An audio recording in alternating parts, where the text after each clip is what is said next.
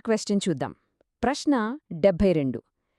Indian national Congress కన్నా ముందే అంటే 1876లో సురేంద్రనాథ్ బెనర్జీ, ఆనందమోహన్ బోస్ కలిసి ఒక ముఖ్యమైన జాతీయవాద సంస్థను స్థాపించారు. ఆ సంస్థ పేరేంటి? దీనికి సరైన సమాధానం option B, Indian association of Calcutta. అయితే కాంగ్రెస్ పార్టీ రాకముందే దీనికి అంత ఇంపార్టెన్స్ ఎందుకొచ్చింది?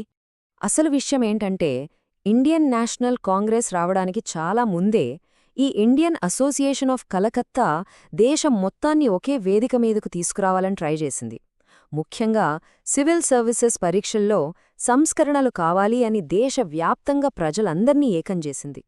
ఒక రకంగా చెప్పాలంటే, భవిష్యత్తులో జరగబోయే పెద్ద పెద్ద జాతీయ ఉద్యమాలకు ఇది ఒక బేస్మెంట్ లాంటిదన్నమాట. ఒక మోడల్గా నిలిచింది.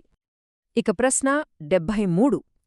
19వ శతాబ్దంలో క్రిస్టియన్ మిషనరీలు హిందూ మతాన్ని విమర్శిస్తున్నప్పుడు దాన్ని కాపాడటానికి బ్రాహ్మణ సేవధి అనే ఒక మ్యాగజీన్ను మొదలుపెట్టారు.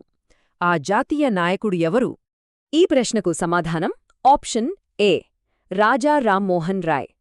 ఆయనను ఫాదర్ ఆఫ్ ఇండియన్ రెనెసాన్స్ అని ఎందుకు అంటారో ఈ సంఘటనతో మనకు క్లియర్గా అర్థమవుతుంది కదూ. చూడండి, రాజా రామ్మోహన్ రాయ్ ఒకేసారి రెండు వైపులా పోరాడారు. ఒకవైపు సతీసహగమనం లాంటి మూఢనమ్మకాలకు, చెడు సాంప్రదాయాలకు వ్యతిరేకంగా పోరాడారు. అదే సమయంలో